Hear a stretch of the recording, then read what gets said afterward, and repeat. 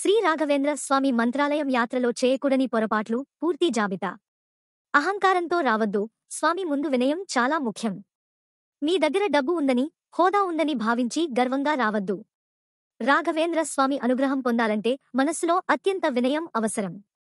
మీరు ఎంత బలవంతుడైనా ఆ పరమగురువైన స్వామి ముందు మీరు కేవలం భక్తుడే.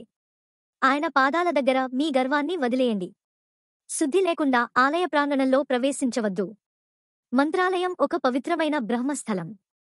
మీరు అక్కడికి వెళ్లే ముందు శౌచాన్ని పాటించాలి.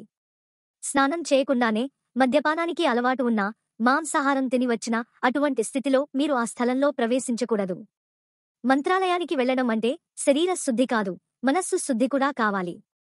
ఆలయాన్ని సరదాగా చూసే టూరిస్ట్ ప్లేస్లా చూడకూడదు.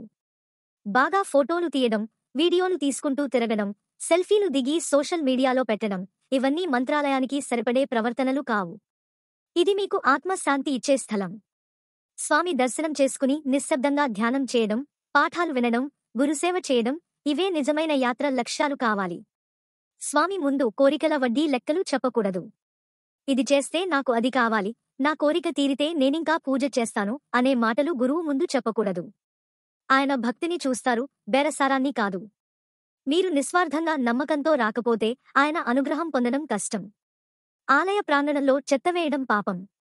చిన్నగా అనిపించిన ప్లాస్టిక్ బాటిల్, పేపర్, అన్నదానం ప్లేట్ వదలడం వంటి అలవాట్లు పవిత్ర క్షేత్రానికి నరకపు అర్హతలు. ఆలయ ప్రాంగణం అంటే దేవతల నివాసం. మీరు అక్కడ ఉన్న ప్రతినిమిషం ఒక పూజ. కనుక పరిసరాలు పరిశుభ్రంగా ఉంచండి. పాదరక్షలు వేసుకుని తిరగడం తప్పు. గర్భగుడి సమీపానికి వచ్చేటప్పుడు, మఠం లోపలికి వెళ్లేటప్పుడు తప్పక పాదరక్షలు తీసేయాలి. ఇది కేవలం నియమం కాదు, ఇది గురుపాదాల గౌరవం. మీరు బూట్లు వేసుకుని గోసెపీఠంలో తిరగడం అంటే అనుచితమైన చర్య. అవినీతితో సంపాదించిన ధనంతో దానం చేయకూడదు. మీరు తీసుకొచ్చే హారతులు, విరాళాలు ఇవన్నీ శుద్ధ మనస్సుతో, శుద్ధ సంపాదనతో ఇవ్వాలి.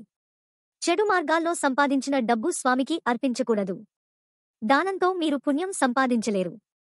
గురువులకు శుద్ధి ముఖ్యమైంది, డబ్బు కాదే. బ్రహ్మచర్య నిబంధనలు తప్పనిసరిగా పాటించాలి. రాఘవేంద్ర స్వామి బ్రహ్మచారి. ఆయన ఆశ్రమంలో మీరు కూడా సాధ్యమైనంత వరకు బ్రహ్మచర్య నిబంధనలు పాటించాలి. ఆలయ ప్రాంగణంలో అసభ్యంగా మాట్లాడటం, వేడిగా మాట్లాడటం, నడవటం ఇవన్నీ దూరం చేయాలి. భక్తితో లేని దర్శనం అనర్థం. కొన్ని మందిని చూస్తాం, వెళ్ళి వచ్చేద్దాం అని వచ్చేస్తారు. కాని అంతలోనే బయటకు వచ్చేస్తారు. ఇది భక్తి కాదు. మీరు ధ్యానంతో, దృష్టితో, పూర్తి మనస్సుతో గురుదర్శనం చేయాలి. ఆయనను నిజంగా చూస్తే మీలో మార్పు కలుగుతుంది. అవినయంగా ఇతర భక్తులపై విమర్శలు చేయకూడదు.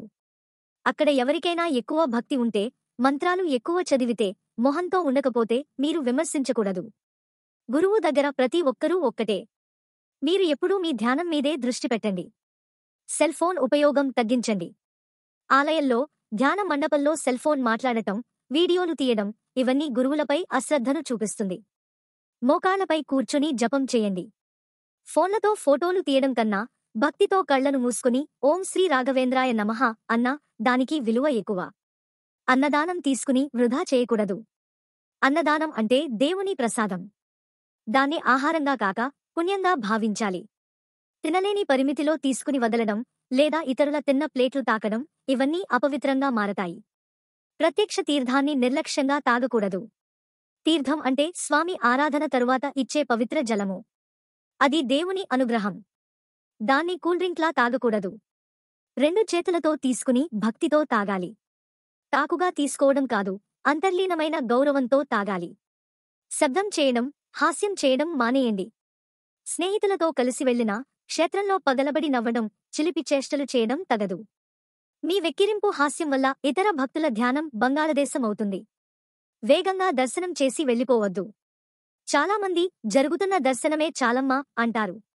కాని స్వామి దగ్గరకు వచ్చాక ఆయన పాదాలను తాకి, కళ్ళు మూసుకుని కొన్ని నిమిషాలు నిలబడి, మన బతుకును ఆయన చేతుల్లో పెట్టిన భావన కలగాలి. దర్శనం అంటే గ్లాన్స్ కాదు, అనుభూతి. ఇది పుణ్యక్షేత్రం, ఎలాంటి వినోదం ఊహించకూడదు. చివరికి మీరు మంత్రాలయాన్ని ఎంత పవిత్రంగా చూస్తారో అంతగా మీరు అనుభవిస్తారు. ఇది ఓ మామూలు దేవాలయం కాదు. ఇది జీవంతంగా ఉన్న గురువు నివసించే స్థలం. స్వామి రఘవేంద్రుడు నిజంగా ఆ స్థలంలో జీవించి ఉన్నారు అనే విశ్వాసంతో మీరు వెళ్ళినప్పుడు ఆయన చేతి పట్టును మీరు అనుభవిస్తారు. ముగింపు.